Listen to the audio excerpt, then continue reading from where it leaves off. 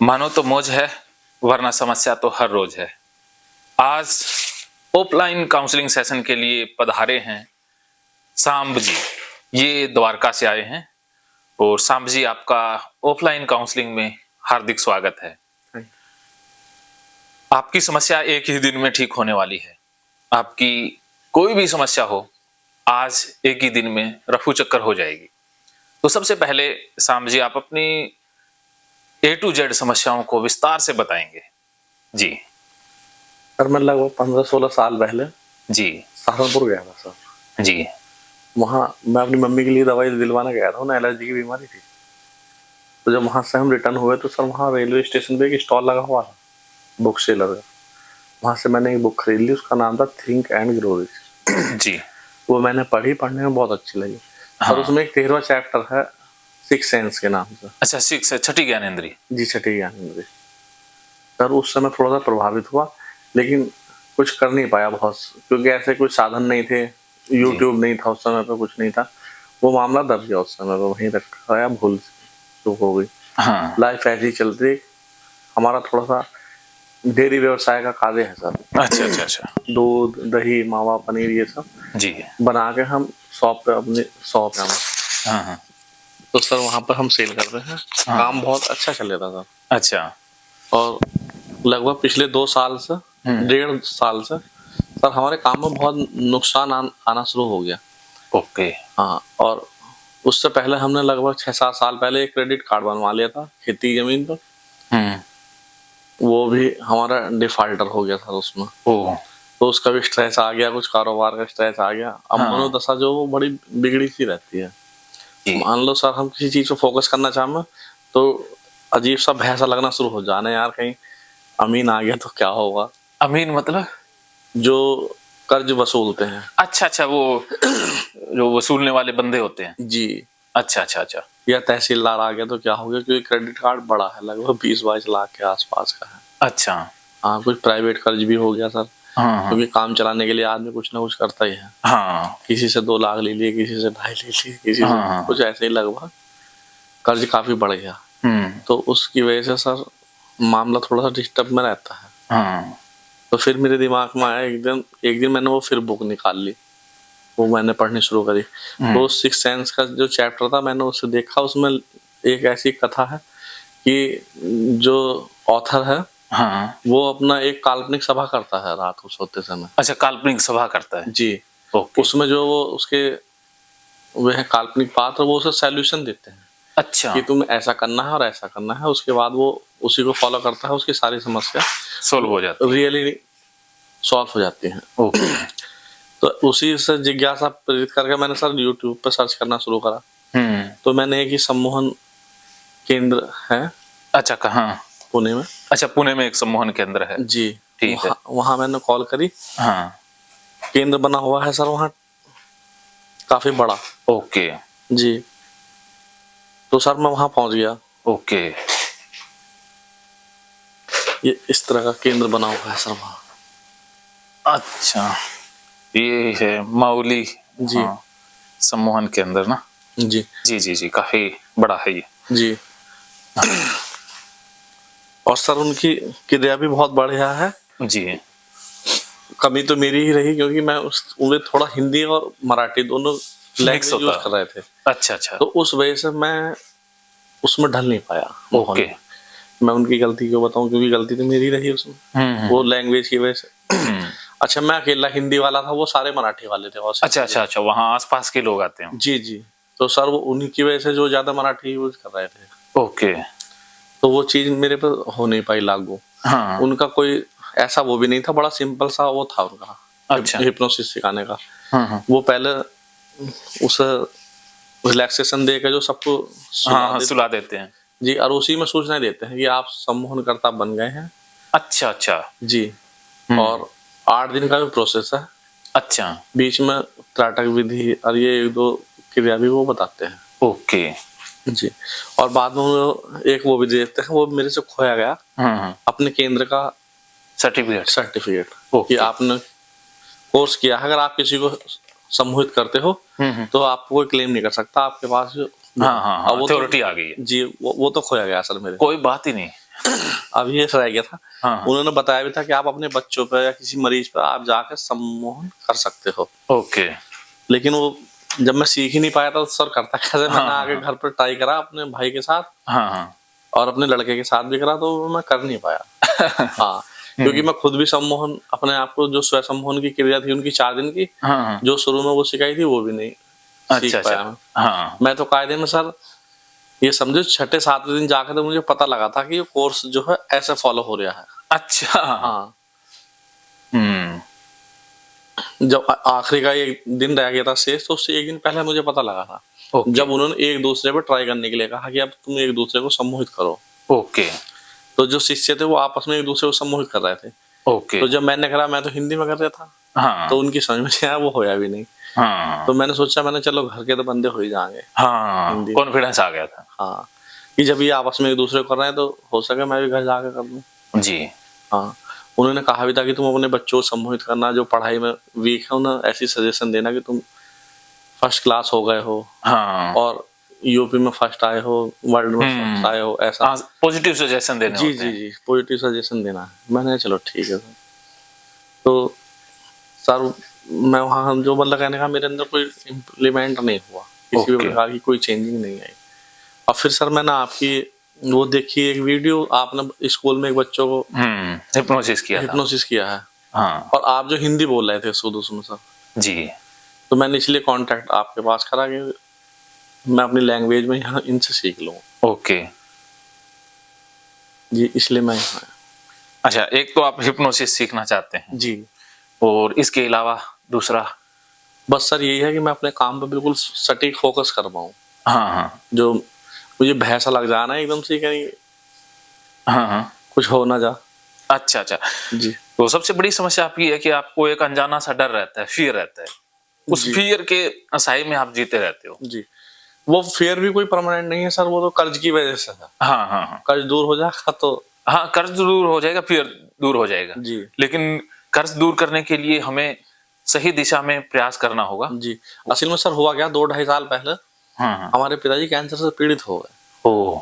अब उनके इलाज में जो मैं दुकान पर रुक नहीं पाया, छोटा भाई रहता था बस वो, और वो सारी व्यवस्था उसमें भंग हो गई। ओ। उधर खर्च होता रहा। मेरठ जैसे शहर में ले गए हम, वहाँ एक दिन में ही 50-100 हजार रुपया खर्च आ जा। अच्छा। हाँ, तो उसमें काफी खर्च हो गया हमारा। हाँ, हाँ, फिर उसके बाद जब हम खाली हो गए तो रिश्तेदारों ने कहा कि एक काम करो आप हाँ, हाँ। ऋषिकेश एम्स में ले चलो। ओके।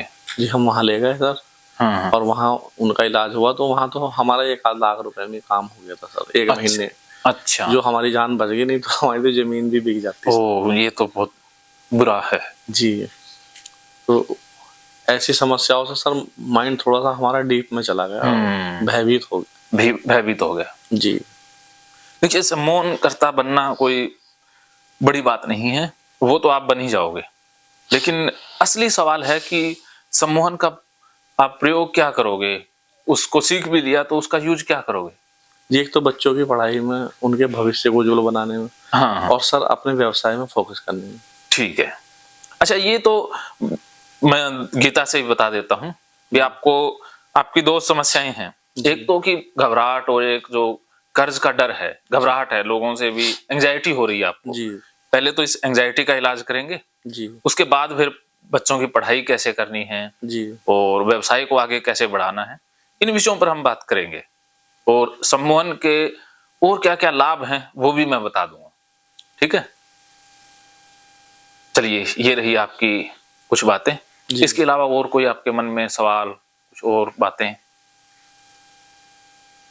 सर और तो कुछ खास बात नहीं है, लेकिन यही है कि बस मेहनत तो हम दिन रात कर रहे हैं। हाँ। हमारी पूरी फैमिली जो है हाँ। कार्य में व्यस्त है।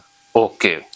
जी, मैं, मेरा भाई, हाँ। मेरी घरवाली, और एक हमारा फुफेरा भाई है, हाँ। और 3-4 नौकर भी हैं हमारे पास। हाँ। लेकिन उस हिसाब से हमें रिजल्ट नहीं मिल पा रहा। बिल्कुल। जी, तो मनोदशा काफी खराब हो रही है। जब तक पिताजी थे हमारे तो वो हमें सलाह मशवरा देते रहे थे, और ऐसा माहौल भी नहीं था, कर्ज नहीं था, तो आदमी का दिमाग सही काम करेगा। हाँ, हाँ। अब ये कर्ज एकदम से बहुत बड़ा बूम सा बन गया, तो इससे भय फैल गया। अब कर्ज पैसे का जितना भी है वो मानसिक कर्ज बन गया है। जी कर्ज दो प्रकार के होते हैं, जी जी एक तो पैसे का, लेकिन अब आपके मन के ऊपर कर्ज आ गया, उसका जी बोझ मन पर है। जी हाँ, तो उस मानसिक कर्ज से मुक्ति पानी है। जी वो कर्ज तो भाड़ में जाए, जी हाँ, लेकिन मन से कर्ज उतर जाए बस, जी इसे उतारेंगे। जी तो आज के पूरे दिन में हमारी जो काउंसलिंग रहेगी वो मानसिक कर्ज पर आधारित रहेगी जी कि मन से कर्ज कैसे हटे, मन कैसे आजाद हो। और जब मन आजाद हो गया, मन एकदम फ्री हो जाएगा। स्वतंत्र हो गया, तो आप बाहर के कर्ज भी उतार दोगे। जी जी लेकिन पहले अंदर के मन के कर्ज से छुटकारा पाना बहुत जरूरी है। जी क्या समझे? जी बिल्कुल सही है। बताइए पहले भी आपको क्या समझ में आया अभी? जी यही है कि मैं बाहर का कर्ज तो जब उतारूंगा जब अंदर से पहले स्ट्रांग हो जाऊंगा। हाँ मैं उसकी भय की वजह से कोई निर्णय नहीं ले पाता। हाँ, निर्णय नहीं ले पाते। और मैं आपसे अब कुछ सवाल पूछूंगा, क्योंकि जब मानसिक कर्ज बढ़ता है ना तो इंसान की जो मनोदशा है वो बहुत प्रभावित होती है। जी मनोदशा बिगड़ तक जाती है जी और उसकी नींद, खान पीने का सिस्टम सब कुछ डिस्टर्ब हो जाता है। जी तो ऐसे में चिंता रोग तो बढ़ता ही बढ़ता है, जी और चिंता रोग हद से ज्यादा बढ़ जाए तो वो डिप्रेशन में भी कन्वर्ट होने लग जाता है। जी तो अब आपके अंदर डिप्रेशन के कितने सिम्टम हैं? एंजाइटी तो है ही है, जी उसका तो इलाज करेंगे ही करेंगे, लेकिन पहले एक दफा ये जान लेते हैं कि आप में डिप्रेशन के कितने लक्षण मौजूद हैं। उनसे संबंधित मैं कुछ सवाल पूछता हूँ। जी अच्छा, एक आप अपनी नींद के विषय में बताइए, नींद कैसी आ रही है? जी नींद बहुत बढ़िया आती है। अच्छा, नींद एकदम ओके आती है। जी और काम में मन लगता है? जी नहीं। काम में मन नहीं लगता। एकाग्रता नहीं बनती या बनती है? जी बिल्कुल नहीं बनती। जी नहीं बनती। और पहले जिन कामों में आनंद आता था अब उन कामों में आनंद नहीं आ रहा? जी नहीं। जी नहीं। और रोने को मन करता है? जी रोने को तो मन नहीं करता सर। अच्छा, आंसू कभी अपने आप आने लग जाएं? जी कभी पापा जी की याद आ जाती है। हाँ, वो तो है।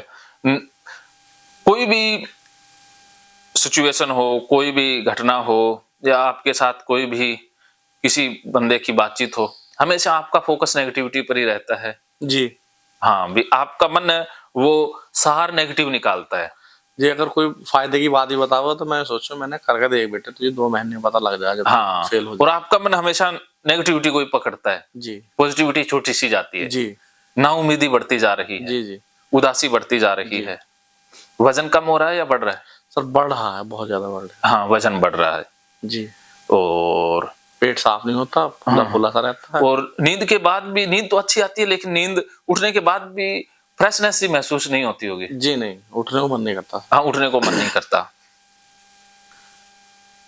इसके अलावा जो सेक्सुअल प्लेजर है वो कम हुआ है या नॉर्मल है? बस नॉर्मल है सर, वो तो उसमें कोई चेंज कोई रुचि कम हुई उसमें? जी नहीं। अच्छा, रुचि कम नहीं हुई है? जी नहीं, नॉर्मल है, क्योंकि आप ये बातें बता सकते हैं। जी जी बिल्कुल सही है। हाँ, और खाने पीने में, पहनने में कम प्लेजर मिल रहा है या बहुत प्लेजर आता है? जी ऐसा तो कोई चेंज नहीं है। अच्छा, बिल्कुल नॉर्मल। हंसने को मन नहीं करता या करता है? हंसने को मन करता है लेकिन बहुत कम। अच्छा, हंस नहीं पाते? हाँ मतलब हंसता भी हो तो याद आ जा कुछ तो ऐसे वर्जित तो बोल। हाँ, अकेले रहने को मन करता है? जी बहुत ज्यादा। हाँ, अपने आप में ही बातें करना, अपने आप में उलझना, या अपने मन के अंदर ये अलग सा ही? जी हर समय 24 घंटे बस हम मन में सोचना, हाँ, ये करना, वो नॉन स्टॉप नेगेटिव थिंकिंग चलते रहना, नॉन स्टॉप। तो ये शाम जी बार बार बार बार बार। अब आपकी जो समस्या है वो डिप्रेशन की हो चुकी है। अब आपको डिप्रेशन है, ये लक्षण डिप्रेशन के हैं जी। आप डिप्रेशन में जा रहे हो, काफी हद तक चले गए हो जी। तो सबसे पहले आपको डिप्रेशन का इलाज लेना है, उसके साथ साथ एंजाइटी का भी इलाज हो जाएगा। उसके बाद बात आएगी हिप्नोसिस की। जी क्या समझे? जी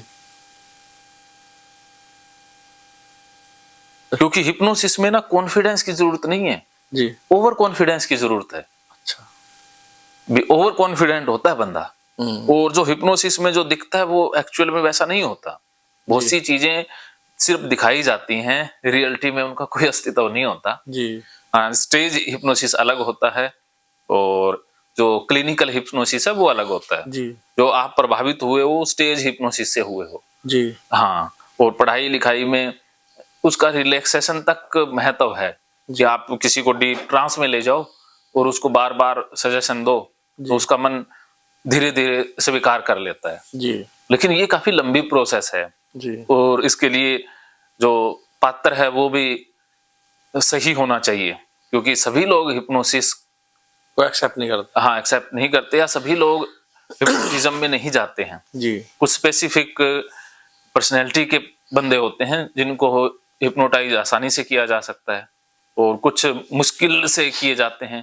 किया तो सबको जा सकता है लेकिन उसके लिए फिर टेक्निक डिफरेंट आ जाती है। जी। तो अब देखो आप कोई साइकोलॉजिस्ट के फील्ड में है नहीं कि आपने कोई इलाज करना है। जी। आपने तो सिर्फ अपने कारोबार को बढ़ाना है जी। और बच्चों की परवरिश को बढ़ाना है। तो इसमें मैं जो जरूरी है हिप्नोसिस के 1-2 प्रयोग वो आपको मैं सिखा दूंगा। जी। हाँ 1-2 प्रयोग की आपको जरूरत है कि बच्चों के साथ। और खास बात यह है कि बच्चों को आप नहीं हिप्नोटाइज कर पाओगे। आपने 2-3 गलतियां की है जी। जहां से भी हिप्नोसिस सीखा उन्होंने शायद आपको गलत बता दिया कि अपने लोगों को हिप्नोटाइज करो। अपने लोगों को हिप्नोटाइज नहीं किया जा सकता है। वो विश्वास नहीं करेंगे हैं? आप विश्वास नहीं करेंगे क्योंकि उनके मन में इमेज आपकी पहले की बनी हुई है। वो सजेशन को मानेंगे ही नहीं। आपके बच्चे आपसे हिप्नोटाइज नहीं हो पाएंगे या हुए तो उनकी सजेस्टिबिलिटी लेवल बहुत हाई है तब होंगे नहीं तो वो डीप नहीं जा पाएंगे। अगर हो भी गए तो वो सुपरफिशियल लेवल तक रहेंगे डीप नहीं जाएंगे। तो इसलिए अपने लोगों पर आप ट्राई करोगे तो फेल हो ही जाओगे।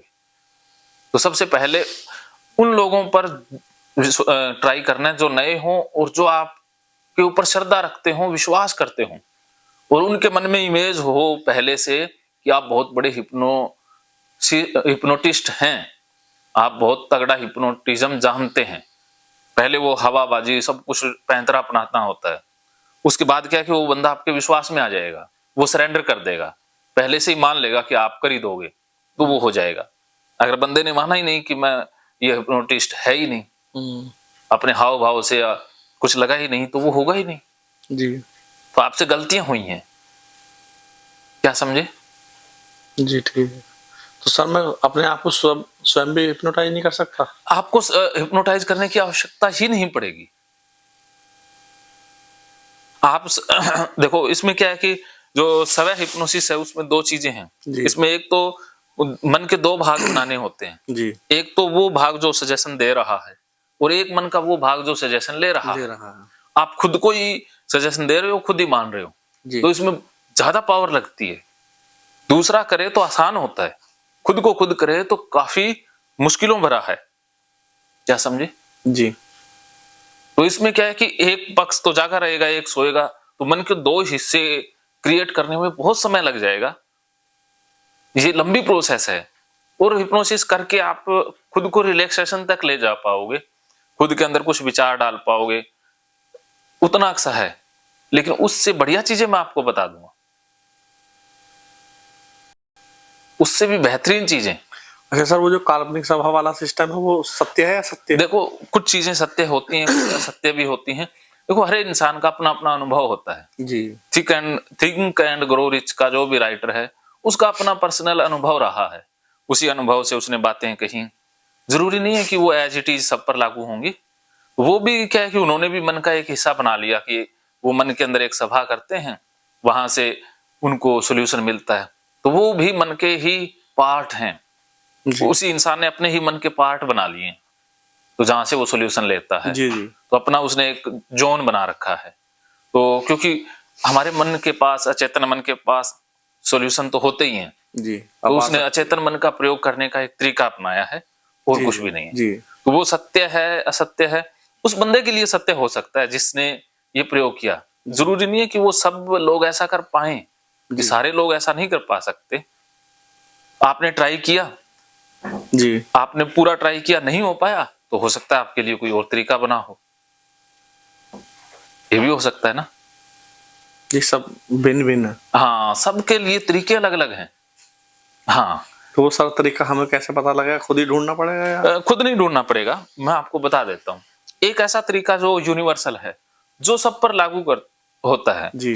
2 तरह की चीजें होती है। एक तो इंडिविजुअल मेथड होता है जो हर बंदे के लिए अलग अलग होता है, और एक होता है यूनिवर्सल मेथड जो सबके लिए समान रूप से लागू होता है।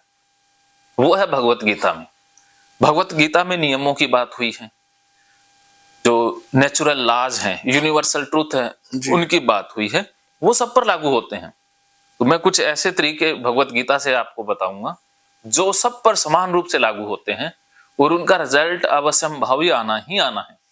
और आपका जो डिप्रेशन है वो भी दूर हो जाएगा, एंजाइटी भी दूर हो जाएगी, और बच्चों की परवरिश भी बेहतरीन हो जाएगी, सारी चीजें एक्यूरेट हो जाएगी, आपको कुछ करना भी नहीं पड़ेगा जी। ऐसा सिस्टम मैं बताने जा रहा हूँ। हाँ सर, वही है ना, हम विपरीत दिशा में भागे चले। हाँ, तो इसीलिए मैं कहता हूँ, देखो मैं, आप आए हो इतनी दूर, पैसा खर्च करके भी आए हो, तो मैं अपने अनुभव से जो मैं करता हूँ वो बताऊंगा। ऐसा नहीं है कि मैंने हिप्नोटिज्म का प्रयोग किया है, कुछ रोगों में बहुत अच्छी है हिप्नोटिज्म, खास करके एंजाइटी में और कन्वर्जन डिसऑर्डर में हिप्नोटिज्म के बहुत अच्छे प्रयोग हैं।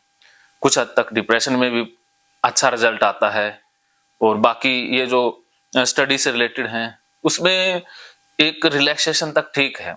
ओवर थिंकिंग को मिटाने के लिए ये अच्छा प्रयोग है। जरूरी नहीं है कि आपकी शक्तियों को ये बढ़ा देगा। जब मन शांत हो जाएगा तो आपकी शक्तियां अपने आप ही बढ़ जाएंगी। अभी ये मन को शांत करने का अच्छा तरीका है।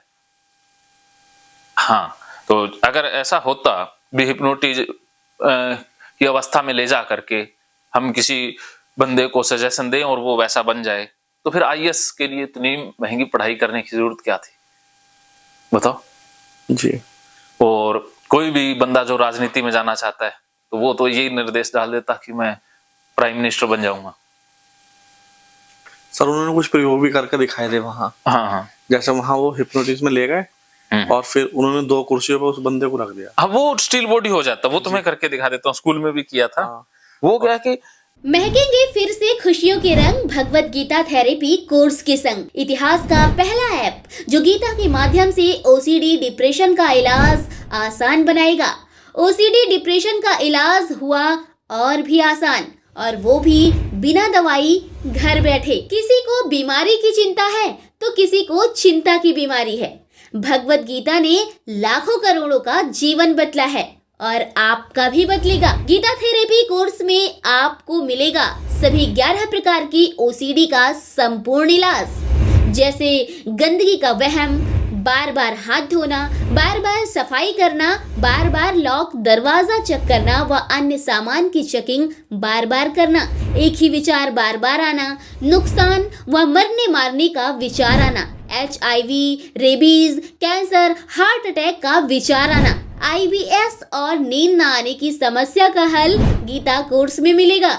आत्महत्या वाले विचारों से मुक्ति भी गीता थेरेपी कोर्स से मिलेगी। राजेंद्र जोधपुरिया ऐप पर आपको ओसीडी से संबंधित राजेंद्र जोधपुरिया की किताब भगवत गीता के मनोवैज्ञानिक रहस्य और अन्य टिप्स पढ़ने को भी मिलेंगे। गीता है महान थेरेपी। गीता में CBT, हिप्नोथेरेपी, माइंडफुलनेस, ERP व अन्य बहुत सी साइकोथेरेपीज का समावेश मिलेगा। राजेंद्र जोधपुरिया ऐप एक, फायदे अनेक। आज ही प्ले स्टोर से डाउनलोड करें, लिंक डिस्क्रिप्शन में है। तो देर क्यों, अभी जाइए डिस्क्रिप्शन में और लिंक पर क्लिक करके प्ले स्टोर से अभी डाउनलोड कीजिए राजेंद्र जोधपुरिया ऐप और पाइए अपनी सभी समस्याओं का हल। मानो तो मौज है, वरना समस्या तो हर रोज है।